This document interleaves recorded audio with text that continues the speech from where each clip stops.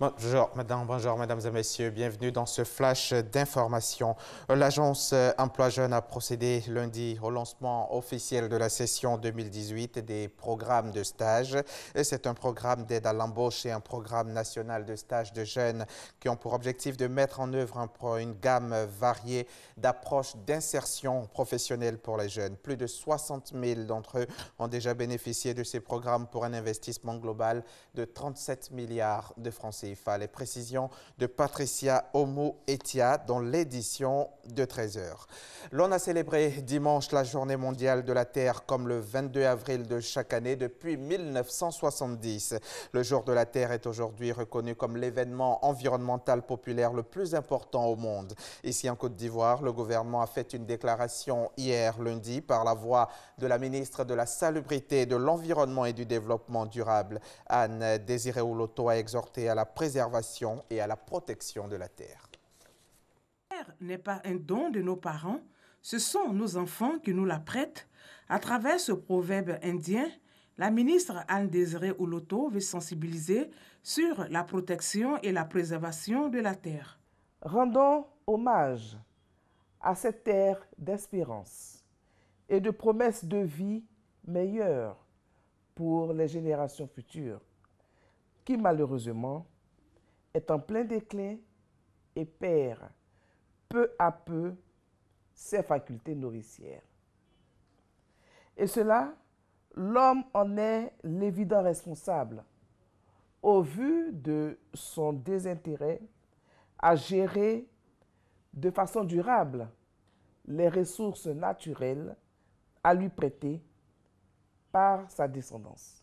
La lutte contre l'érosion côtière, les espèces menacées d'extinction et la préservation de la biodiversité sont entre autres actions menées par le gouvernement ivoirien pour la sauvegarde de la terre. À travers toutes ces actions concrètes, notre pays s'active de plus en plus à faire pencher son développement vers un développement durable, préservant notre milieu naturel. Nous devons, coûte que coûte, mettre fin à nos agressions envers la mère Terre, car malheureusement, il n'y a pas de planète B vers laquelle nous pourrions aller en exil. C'est à l'initiative du sénateur américain Gaylord Nelson en 1970 que la Journée mondiale de la Terre a été instituée.